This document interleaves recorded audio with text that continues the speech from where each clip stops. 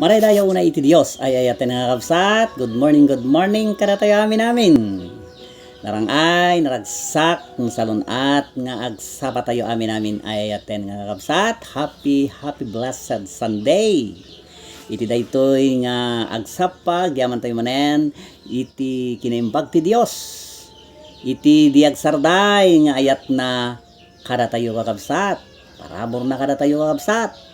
Tayong salaka na tayo manen, iti may sangalawas, iti biyag tumunggol may sa kada tayo amin ayat na kakabsat. Ket naaddan tayo iti salunat ayat ken iti ragsak iti tumunggal may sa kada tayo ayat na kakabsat. Kunana iti paset iti nasantuan nga surat ijay Roma chapter 12 verse 9 ti ayat awan kumati ulbud na urain nyo ti daket salimit-mitan nyo ti kinaimbag madaydayaw iti Apo.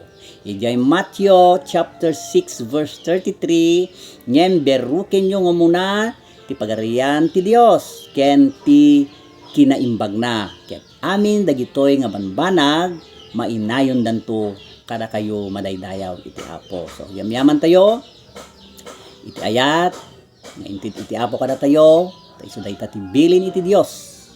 Ayatin tayo dagiti kabusor, ayatin tayo dagiti pada tayo nga tao kang runaan na ni Apo Dios. Ayatin nga kabsat ken dagiti naganak tayo. So ti daytoy nga gundaway o awisin kayo manen. Ngayon tayo agserbi ken nagdaydayo ken ni Apo Dios nanyaman iti relihiyon.